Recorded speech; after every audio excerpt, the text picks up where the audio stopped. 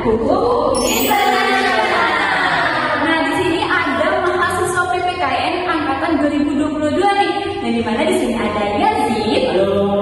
ada Rian, hai, ada Fatma, hai, ada Nabila, dan saya sendiri Tata. Oke, lanjut podcastnya.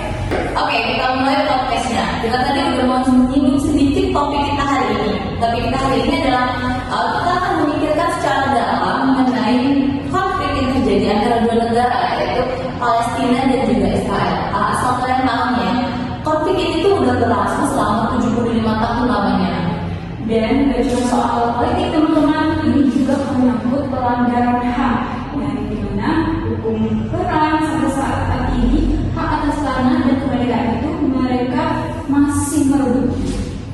Betul sekali. Nah, bahkan bagi kita masih dari kacamata hukum internasional. Karena dunia punya aturan yang seharusnya mengatur berlaku dalam konflik. Tapi sebelum itu kita kasih konten dikit ya. Awal mulanya konflik ini bisa ditarik sejak masa mandatnya Inggris atas Palestina. Lalu deklarasi Balfour 1917 terus berdiri negara Israel pada tahun 1948. Nah, dari situlah peperangan, pendudukan, pengusiran, dan pelanggaran hak asasi manusia dimulai dari saat itu. Oke, kita masuk ke pertanyaan besarnya nih. Gimana hukum internasional memandang konflik ini? Kalau dari hukum internasional itu ada prinsip dasarnya, yaitu hak menentukan nasib sendiri. Nah, Palestina ini kan mempunyai hak itu, tetapi pada kenyataannya mereka belum pernah sekali mendapatkan hak itu.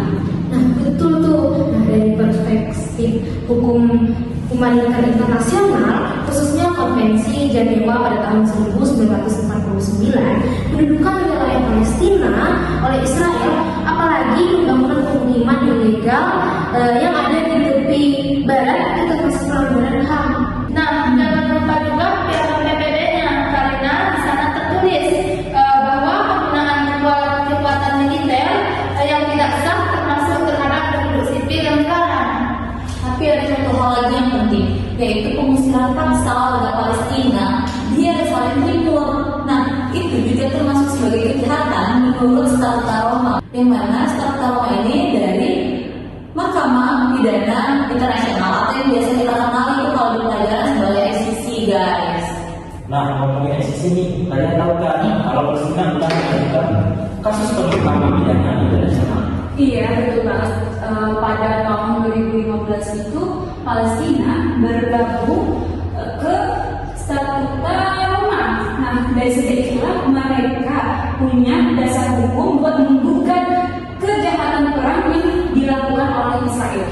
Nah, menurut pengetahuan aku nih, faktanya ICC ini sudah membuka investigasi formal terhadap dugaan kejahatan perang di wilayah Palestina itu. Nah, hal ini bermula pada tahun 2021 loh.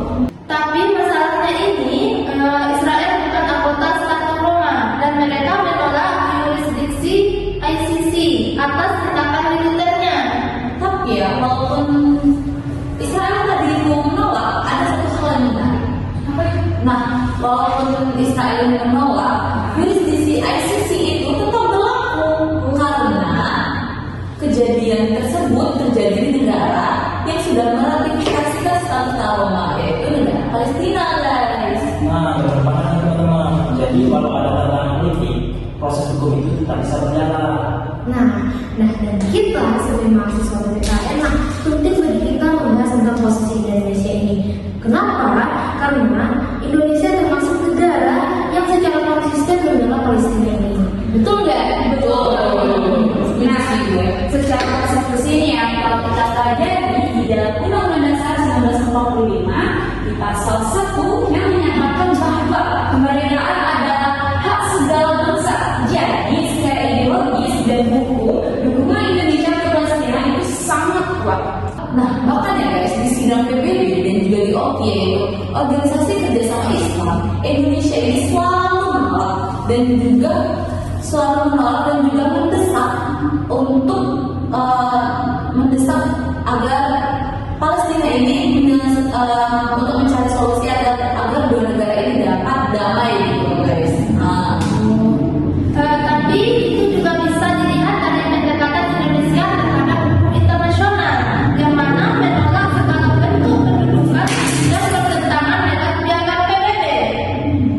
Nah, dan ini mempertegas bahwa isu Palestina bukan cuma isu Arab, tapi isu global tentang keadilan, kemanusiaan, dan supremasi hukum.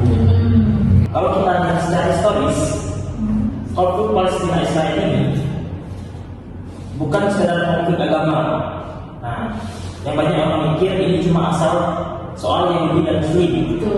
Tapi sebenarnya ini konflik geopolitik yang dipengaruhi oleh kolonialisme dan kepentingan kekuatan besar dunia. Benar banget sih ya.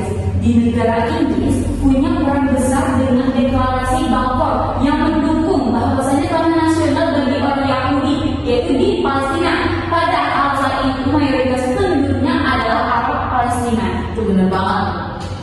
Oh iya nih, pada peperangan dunia kedua nih, terutama pada pasca Holocaust. Tahu kan pasca Holocaust? Nah, pada pasca ini berdiri satu komunitas internasional yang di dalamnya komunitas ini menyediakan tempat untuk Yahudi dan sungguh ironisnya teman-teman, komunitas ini malah mengabarkan rakyat Palestina sebagai korbannya. Sedih banget ya sih? Nah, makanya banyak konflik itu yang menyebut bahwa bentuk kolonialisme sekuler yaitu ketika pendatang membentuk negara di atas tanah masyarakat lokal dan mengusir mereka dari sana. Ini menarik banget nih, karena secara hukum internasional ini tuh juga mengenai persoalan mengenai kolonialisme dan juga hak bangsa pribumi sebagai isu yang sangat serius. Bahkan ya, di dalam PBB itu sendiri mereka tuh ada dokumen khusus yaitu United National Declaration of the Right Indigenous People. Oh iya, ngomong soal tadi, kayaknya kita perlu membahas hak secara mendalam ya sih? Oh iya ya. Misalnya nih, contoh aja yang sekarang ya, terjadi blokade yang dilakukan oleh gereja Palestina. Nah, dan hal ini menyebabkan rakyat Palestina krisis seperti krisis air, makanan, dan bahkan yang lain-lain. Begitu betul banget. Iya. Tapi kalau menurut aku sih negara Palestina yaitu Gaza itu kayak negara terbuka karena warga di sana itu kayak kesulitan akses air ya karena Iya, kayak akses betul. air bersih, listrik dan bahkan perawatan medis. Nah dari sini itu udah melanggar hak dasar yang dijamin oleh Kovenant Internasional Hak Ekonomi, Sosial dan Budaya. Dan selama kita ini sering sekali terjadi loh pengeboman terhadap sekolah, rumah sakit, bahkan kantor media. Ini jelas bertentangan dengan hukum humaniter internasional yang mengatur pelindungan terhadap warga sipil dan fasilitas sipil. Itu teman-teman.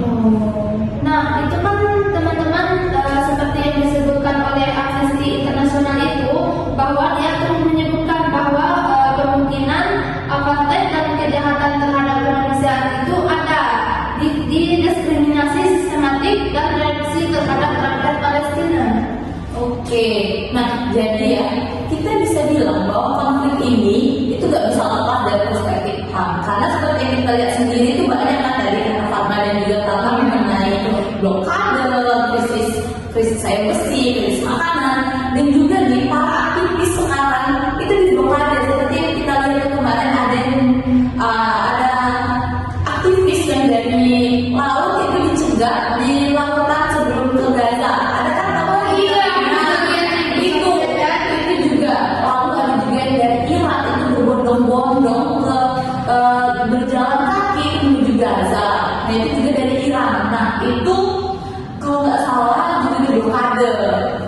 Itu sebenarnya sangat-sangat melanggar hak asasi manusia, apalagi secara internasional. Nah kita sendiri nih sebagai mahasiswa pendidikan Pancasila dan juga warga negara, kita wajib banget mengikuti keterbaruan dan juga menyoroti semua untuk ikut keterbaruan mengenai konflik ini agar kita dapat menilai dari perspektif dari hukum, agar kita bisa menilai mengenai nilai-nilai keadilan dan juga nilai-nilai kemanusiaan guys. Gitu.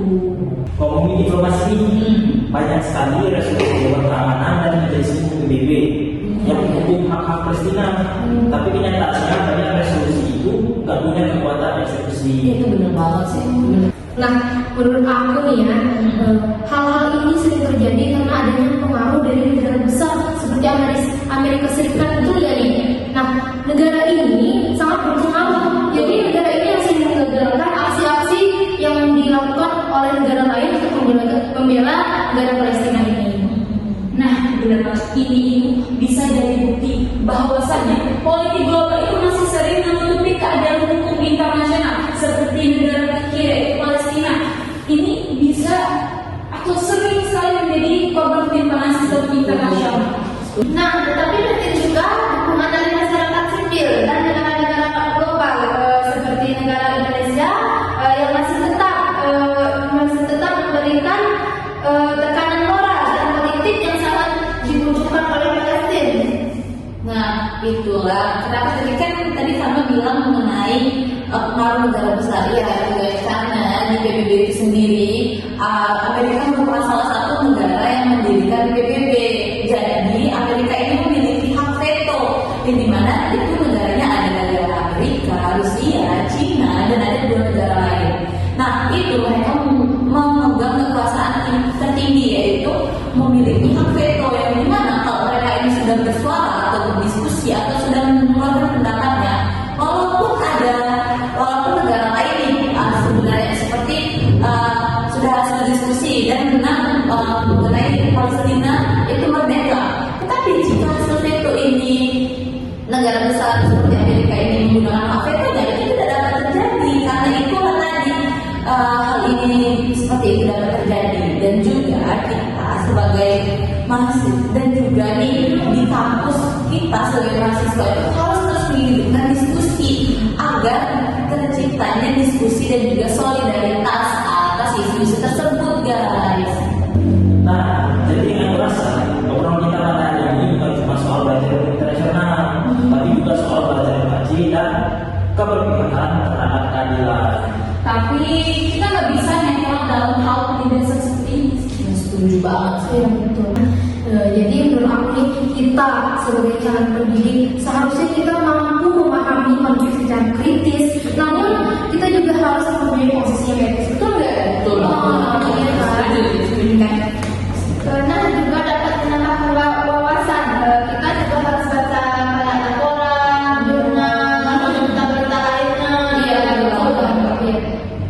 Nah, karena guys, kalau bukan kita, apalagi nih, kita kan sebagai mahasiswa PKN, jadi kalau bukan kita yang menyuarakan hal tersebut, siapa lagi? Apalagi kan kita mahasiswa, kita harus menyuarakan keadilan tersebut dari ruang-ruang akademis kita itu sendiri. Benar banget nih ya, kita sebagai mahasiswa PPKN kita harus mempunyai rasa tanggung jawab moral dan intelektual buat terus belajar dan mengedukasi. Benar banget. Nah, dan semoga suatu hari nanti Palestina bisa merdeka sepenuhnya. Amin. Amin ya Tuhan. Semoga hal ini kita teratasi ya. Dan bisa berdampingan secara damai dengan negara-negara lain sesuai prinsip hukum internasional. Oke guys, inilah podcast yang kami bahas pada hari ini. Semoga bisa bermanfaat untuk teman-teman semuanya. Kami mengucapkan terima kasih kepada teman-teman yang sudah menonton. Kami dari mahasiswa PPKN di tahun 2022. Semoga dengan podcast ini yang berada di luar negeri maupun di dalam negeri bisa memahami bahwasannya konflik yang terjadi di Palestina dan Israel ini sangat-sangat konflik yang sangat krusial. Makanya kita sebagai warga Indonesia ini harus menanamkan nilai-nilai yang terkandung di dalam Pancasila agar kehidupan kita di dalam negara ini baik dan berjalan dengan damai. Oke, kami mengucapkan wassalamualaikum